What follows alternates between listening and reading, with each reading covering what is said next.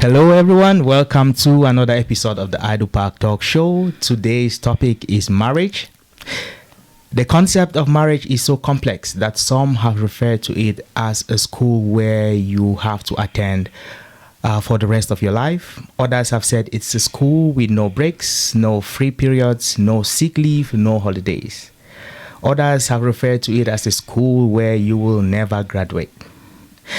As inquisitive students in search of the elusive happy marriage, we have solicited the help of two of the most prominent students to help us explore the complexities and simplicities of marriage. I introduce to you student number 1 with 13 years of studies, Miss Kathy Enyeawah, and bona fide happily married man, Mr. Divine Tanyingoh. Thank you very much for coming and welcome to our studios. Thank you for having us. Thank you for having us. How are you guys doing? Good. Well, I'm doing great. I'm excited to be on Bona fide happily married. How did you take that qualification? Well, I'm happily married. Yeah. Though before I got into it, I was so scared. Yeah. Yeah, I was scared when my wife first asked me to marry her. Yeah, but I thought about it, got into it, and I would say it's been happily ever after. Happily ever. I need to ask you, is this really true? You've been saying this, that your wife asked you to get married to her. Is that really true? Or most people take it as a joke, but that's the truth. How long have you been happily married? I've been happily married officially for about 12 years. And unofficially? Unofficially, I would say 21 years. And Madame Enyeawah? The wife of Big Jude. Yeah, I've been married for 13 years. At first, it was challenging because we thought we were not ready to be married yet while we were dating. But we figure out in order for us to be more happy, it's better we do it the right way. Yeah. So we decided and got married with support from our families. Yeah. So since then, we've been trying to be like a help to each other, a help to our family as well. And we've had our kids and we keep doing our best to make things work. Yeah. Like you said, it's a learning process. It's not something that you could say very confident of what I'm going in. Nobody is always going to be 100% sure of marriage. Right. I'll tell you, not even a pastor will say, I'm very sure this is the right woman for me. Yeah. But there are some qualities that you will see in someone that you will think, with this, I should be able to cope. Yeah. And then I'll learn the rest as time goes on. So that's how mine has been, and it's working so well. Perfect. For now. Mr. Tanyingoh, some people have said marriage is like putting two people together under the same roof and dumping all the world's problem on top of their head. How has marriage been to you with respect to what your expectations were before you got into marriage? Was it like what people are saying? Well, like I said before, earlier before I got into it, I was so scared, and I didn't imagine getting into it and raising family, start having kids and things like that. But then marriage is something that we all we are kind of excited and forget about all the challenges that will come with it. We are so happy when we are talking about the wedding, but then there are challenges that you face when you get into it. Yeah. And it just needs work, commitment, and love to make it work. Yeah. And there are some certain factors that must be within your marriage for it to work. Yeah. And the first and most important is equality. Yeah. When you are into it, you don't want to act like the boss. I mean the man. Yeah. You treat your wife like an equal. Then there must be trust in it. Trust is key. Yeah. Without trust, you are heading for disaster in the marriage. Yeah, so equality, trust, and love will make it work. So I think we're going to get into these qualities and we'll try to tease it out a little bit more. But you said people are usually scared before they get in. What is it that people are scared of before they get into the Kadi? Do you want to throw more light on that? Yeah, I would say people are scared of being lonely in case it doesn't work out. Mm-hmm. Like, if you love someone and then you marry that person and then let's say the person tell you it's over. People are scared of what might happen in case it doesn't work. People are scared of financial constraint. You know, being married is also expensive. Now you need more space. You need to take care of someone. So all of that is money. So people are scared of their financial stability. People are scared of what other might say about their spouse. Maybe their friends might not like her or him. Maybe their family might not like them. And they are trying to see if this is going to blend into with their own family lifestyle.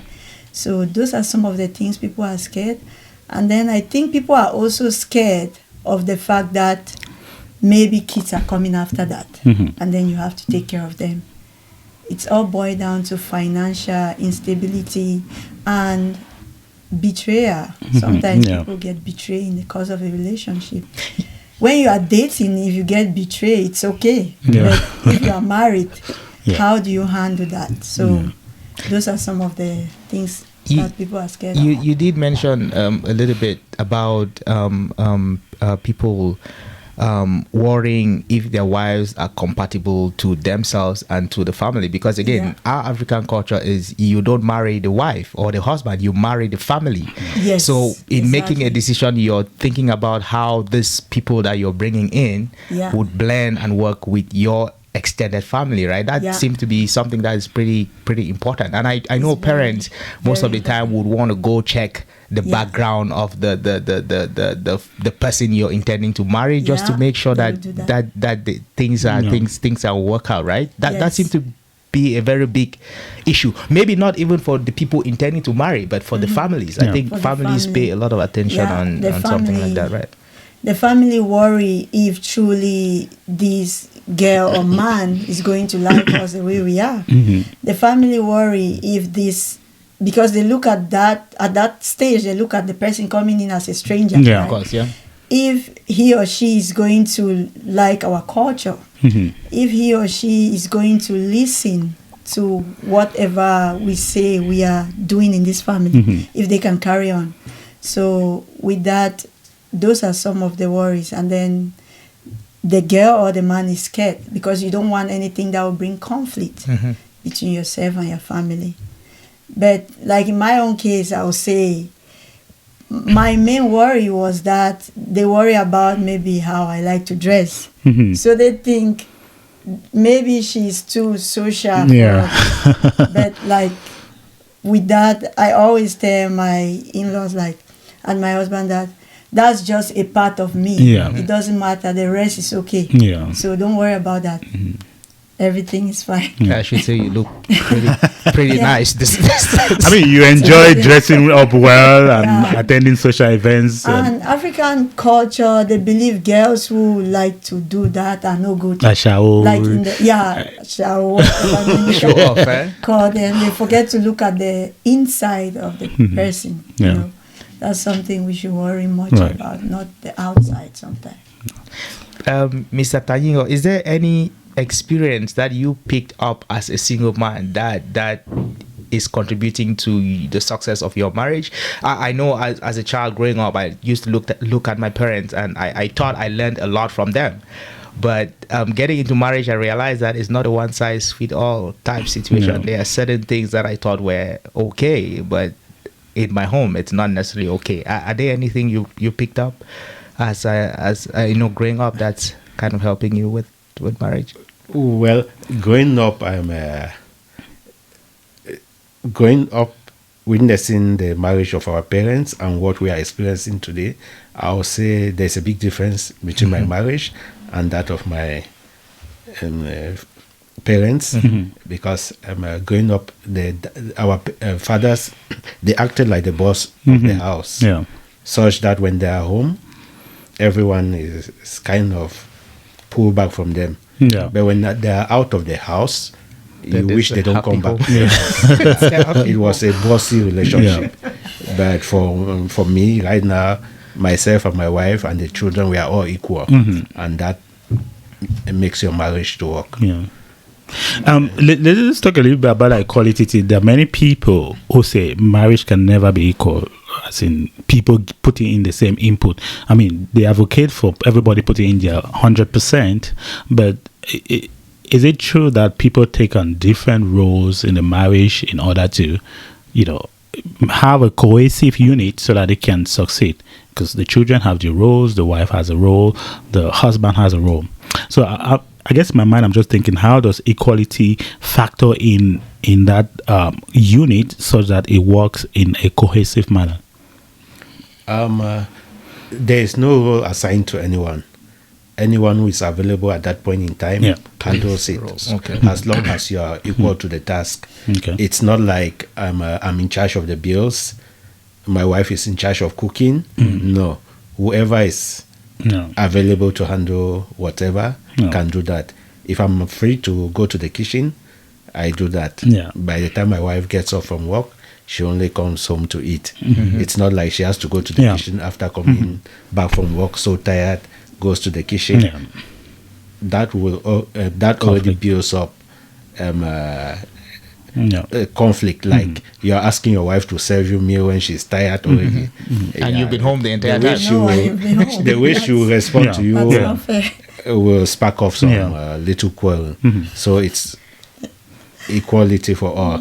If I'm free the entire day and the dishes are dirty, You clean the I dishes, have to clean it up, clean the house. Not that I have to wait for my wife to come back, then start to do all those things. No, you have to help. I mean, see, Madam Enyeawah, you're the only woman here today. How does it feel when you come home and things are in place? Things which one might typically say it might be something that a woman's job, for example. How do you feel when you come home and a husband has maybe prepared lunch, dishes are done, the kids are fed, and everyone is doing okay? How do you, as a woman, feel about I feel that? very good. I feel very good. Yeah. I feel like somebody care about me and somebody worry about my health as well. Because if I keep doing everything alone, I will break down definitely. Yeah. That comes to the fact that we treat humans as human, Right. not as wife or friend. If you treat human being as human, just like the way you feel, then you'll be able to give them a hand. Knowing that they are from work, they should be tired, just like if you were from work, you'll be tired. So that feel really good, and that feel like your husband really love and care about you. That is the kind of partnership that most people are looking That's for. In a marriage, exactly right? what most people want in their marriage. Well, it is unfortunate that that's what most people want, but it doesn't happen. Yeah. Exactly. Yeah. Why doesn't it happen? Yeah. One of the reasons will be that the man feels that he's the boss. Yeah. Yes. He wants to be the boss, and the opinion of the wife doesn't matter. Yeah. Okay. Yeah, so that's one of the reasons. I guess maybe let's transition into leadership in marriage. Is there supposed to be a leader in that unit of a marriage? Maybe It's not a trick question. It's not a trick question. Don't think about it too much. To me, I believe there should be a leader. Right. Yeah, to make things easier. Because there are times that certain decision might go with who you feel should lead. Okay. You know, you might be thinking, oh, I can handle this, but your opinion might not be enough. Yeah. Like, there has been a time when my husband, let's say, he would like to cook rice, but I, being the boss in the kitchen, I feel like I want to eat achu, you know. Maybe he's choosing that because that's what he can cook. If I'm in and I make the decision, then I'm going to do what I can, if he let me, you know. And then when it concerns finance is a very huge part in marriage. That's why I keep hitting hard on finance. Because we have bills, we have kids, we have family. Everything has to do with money. So when it concerns like using the finance. If you have a joint account, that's fine, but get idea from someone else. Like if you feel your husband is the boss, get his idea and then bring your own opinion in, and you guys arrive at a conclusion. Just always let somebody lead. If he feels like he wants you to lead on finance, so be it. But there should be somebody who should lead so you guys can make a better decision. I feel like if everybody is the same, especially when it concerns finance, things might wreck at one point that you might not be able to control. Like people will just use what they feel like they should use. And Does that put a wedge to the equality argument? I would say it does, but everybody's union is different. Right. Everybody's marriage is different. Okay, I'll get Mr. Tanyingoh because he made the argument, so he should come in. I think naturally the man acts like the leader in the house. Right. But this leadership should not be something that you use to suppress your wife. Right. No. Yeah, that's what most men do, because they say the Bible says the head of the house. It means the opinion of the wife does not count. No, to be a leader just means you take the initiative to make sure that things are done. Especially you spoke of finance. Your finances are well structured, are well organized, in terms of maintaining the house, the maintenance, you are the man. You have to make sure. Those some women also handle those things, but someone has to be there to take that initiative. So that really means there's not equality. No, it doesn't mean there's no equality. Yeah, I mean, because the way I say it is like people should take charge of things that they are good at. There are certain things that the wife can lead. Not necessarily. Take charge of something that you are good at, and when you are available to of course, if I'm good at certain things, my wife is also good at those same things. Whoever is available, whoever is free to handle those things should do those things. I think that's a good point. But okay, let's say the car breaks down and someone needs to fix the car. If your wife is available, she should go fix the car. Yeah, why not? Would most women go fix the car? Most times, women don't want to do that. Even if they know how to do it. It's one of the areas where I go into argument with my wife. Women. Most times I'll call her to come and see how I'm it's not like we're trying to put women on the spot. I mean, there are many things that men avoid doing as well. A lot of times I've asked my wife to come and see how I'm doing it. The car. Yeah. She wouldn't come. She's not really interested because it doesn't appeal to her. Like there are other things that do not appeal to you as a man. When I ask her if you have a breakdown somewhere out of the city and you can't reach, what are you going to do? She will call me. Yeah, a lot of women do that. but for me, I guess I'm really trying to nail that down because for me, that's why I say I think people are good at different things, and I think it's not unusual for a woman to expect her man to come and rescue her if she has a flat tire. Yeah, it's not unusual for a wife to come rescue the husband if he's struggling in the kitchen and stuff like that. Yes, it is not unusual, but show that interest to learn. Yes. If I'm not there today, try and learn. Yeah. What are you going to do? These things, even paying the bills. Yeah. Sometimes you even force your wife to know how to do these things. Yeah. I'm a woman, just to get her ready for that eventuality. Okay, let's ask a woman. All these roles that we are already like kind of associating to men, like it's mostly manly things. Yeah. How do you feel comfortable doing that when you have a husband? Some of them I do feel comfortable, but I think we are not just willing to learn most of the time. Like I've had a flat tire and then I call my husband and then my husband is like, I'm not a mechanic, call AMA, you have AMA and they will help you out. That's just a point, him pushing me to learn, like knowing what to do. But I realized when I had my first car, even to change oil, I'll tell him, it feel like the oil, like that's not something I cannot do. You should be able to go and change oil in your car, put gas, like check minor problems and fix it. But all the women, like looking at myself, I think we don't just want to learn Yeah. about things like that. Is it because you get a feeling that that's something that a man should be doing? Yeah. Oh, Yeah, I feel that way sometimes, like that's a man's job Yeah. to buy a house, fix a car. I'm already cooking. Okay, let me start Tanyingoh coming. It is not about that's a man's job. Yeah. It is because they know there's a man who will do it. Right. But what I really want to boil down to, is it an unfair thing to want your man to do those things for you? No. My point, the point that I'm hitting at is this. If you are not there tomorrow, Yeah. who would? Yeah. how is she going to cope? Yeah. She'll marry another So you man. are just preparing her for that eventuality. God forbid. But Yeah. for me, that's like a scarcity mentality. You're coming in at a place of fear, at a place of lack, that tomorrow I might not be there. And those are really extreme examples. Like, why can you not come of... No, but still, those are real. They are real situations They where do these things when you are not there. That's true. But when you come to someone's life, you're coming with an expectation that you're adding value to someone's life. I guess that's the way I say it. I should not live my life the way I was before I got married, because I have a woman now. There are certain things that I value in a woman that I think she brings to my life, and she has to add those things.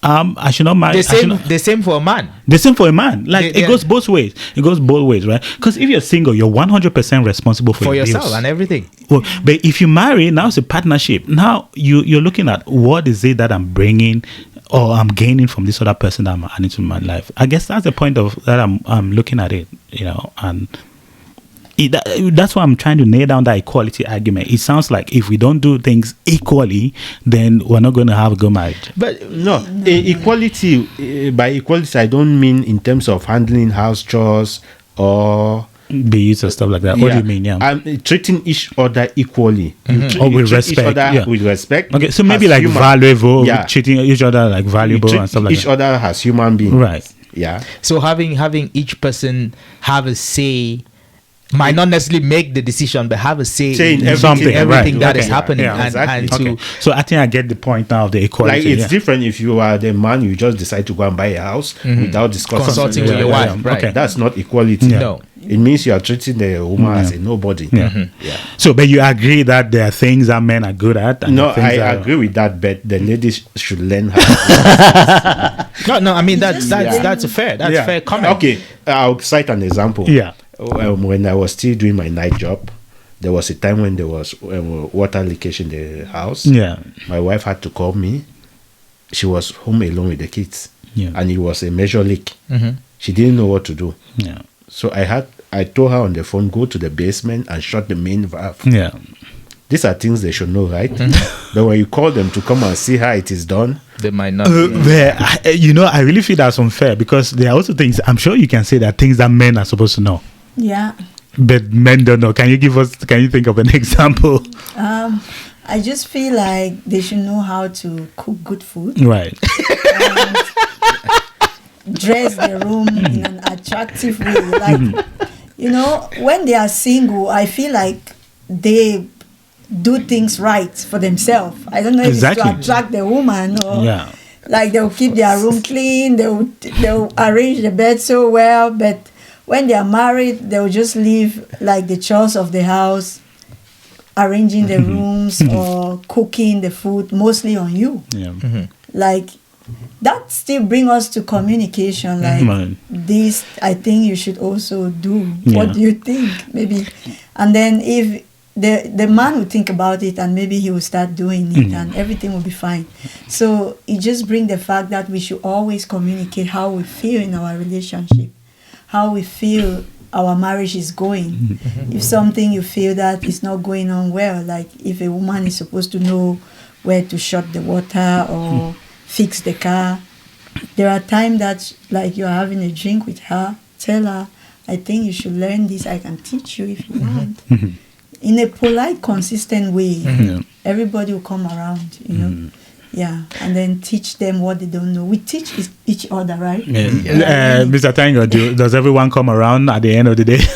at the end of the day, everyone comes around, of course. So she can It's shut not the like- valve now and she can change her tires. Yeah. The thing is this, most times when you tell them that you have to learn this, it's like you are starting an argument. And the first But time it's eventually always- they come around, come around, they do what you expect of them, and we get along.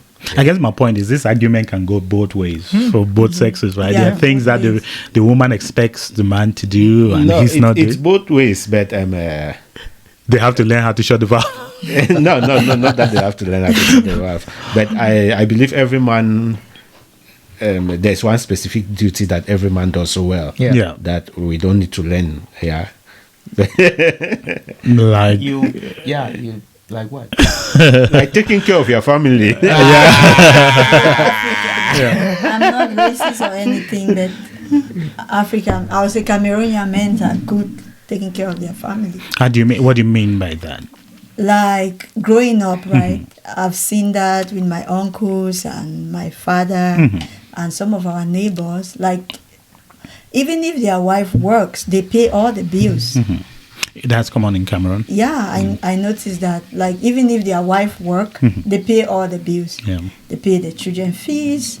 So maybe it's something that they inherit or their Yeah. parents taught them to do that.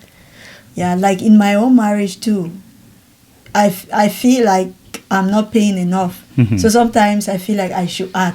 Like my husband would just pay the bills, do what needs to be done, and then, Yeah. yeah. I think But- Wait, Go ahead. Let me hone on that. So when there's that expectation, or not really expectation, when that is happening, that he Yeah. pays most of the bills, Yeah. are there different expectations for you? And how do you handle that? Like, are they different? Like, are you more open to do more house chores, to cook Yeah. for him, to clean up the room for him, to nurture him, and Yeah, I just like do some of that and then I just save more. Like I save it. It doesn't mean because I'm not paying the bills, I'm Yeah. misusing the money, Yeah. you know. I save it and then we still use it up as family for something else. Yeah. I don't squander the money because I'm not paying bills. I know there are many things we can do with money in the future. Or, yeah, still. I was just going to mention that I think sometimes upbringing too has a lot to do with how people manage their homes when they eventually become married, right? So, for example, if you lived in a home where you understood that the man is responsible for everything, so bills and all that, you come into marriage with that expectation that it's my responsibility to do all this stuff, right? And you either ask little from your wife or you expect little from your wife when it comes to things like that.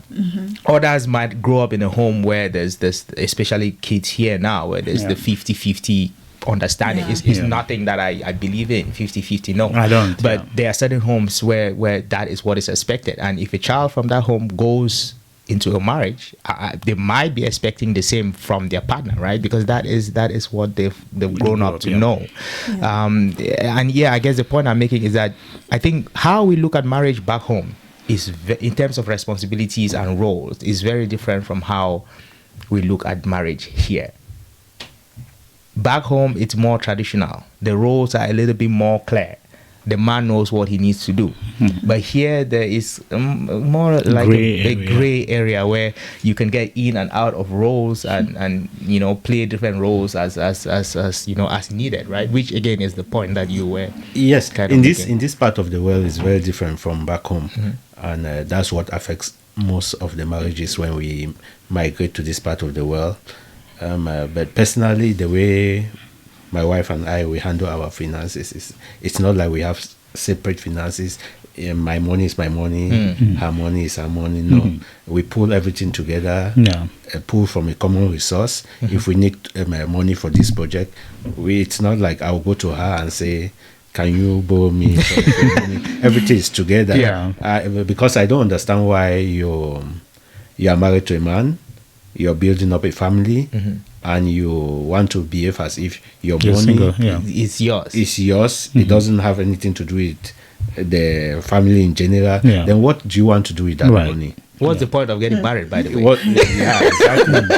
It's like because sometimes what affects most marriages is this: you go into it like you are using the marriage like it's a transit airport where you want to get better, then you leave. Yeah.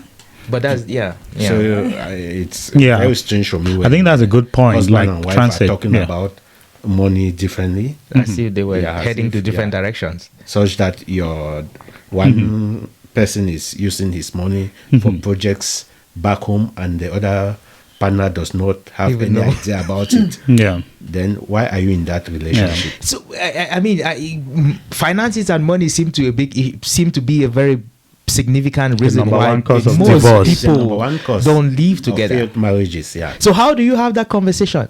Do you agree on the very first day that this is the conversation this is how we want to operate? Because I know for me, when I got married, my wife came here, we went to the bank, and then we said we wanted to open an account. We wanted a joint account, and the lady on the other side kind of explained what that meant. And I looked at my wife, she looked at me, and we shook our heads like, that's not what we want. We want separate accounts. However, we want to be able to work together as a unit. But again, how does that conversation happen? I'm just lucky that I got married to one of the most beautiful, understanding ladies out there. It just came natural. We didn't discuss all these things. Yeah, it's just natural. Yeah, we understand each other so well that, I mean, we are blessed. Yeah. Kathy, if you were to advise somebody about talking finances in marriage, what would you tell them? I'll tell them, like, it just depends how you guys understand each other and what you guys want. Yeah. But still, you can have your account joint or separate.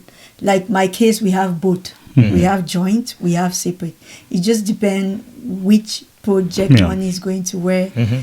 Yeah. So, but for couples who are not necessarily as in sync as you two are, should that be a conversation that they should be having? yes, They should. Finance should be top it's of very important. whatever they have to discuss about. Yeah. Because I find it strange that you will be struggling with household debts.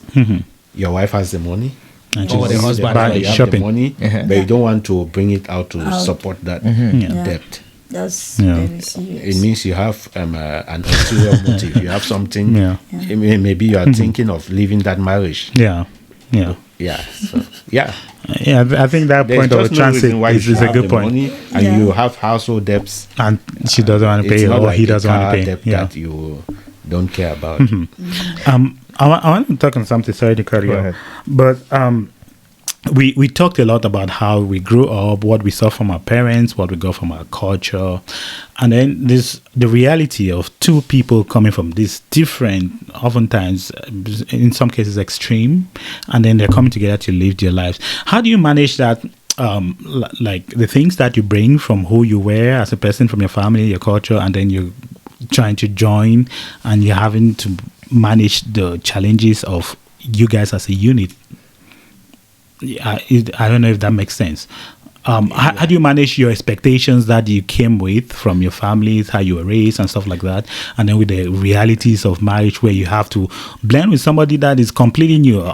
We barely get along with our brothers and sisters, and talk of someone who grew up in a different household. Yeah, I understand. You are going to live the rest of your life with a total stranger. Exactly. Yeah, and there are challenges there.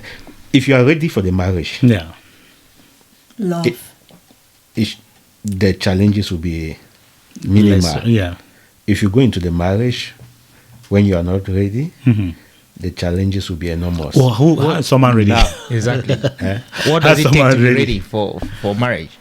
That's a difficult You are one, just but ready to live with somebody else. you have made up your mind that I want to spend the rest of my Yeah. life with this person. So it's I more of want a to start a decision, family with this person. Yeah. But what usually comes into play is this. Most times, when a girl is getting married into a family, you are getting married to this man. Yeah. I've heard mothers advise the girl, know that as you are going to this marriage, you are the one to lift our family. Yeah. Which means they're sending you there. As a poacher. It's a project Yeah. that you have to Yeah. fulfill. Now they are putting you In a difficult situation. in a difficult situation. first you are not thinking about your immediate family. I mean your wife and your kids. You're thinking about your family. You give priority to your. I don't know how to your siblings. Your siblings, to and your siblings, your parents. parents, and forget about your immediate family, which is very wrong.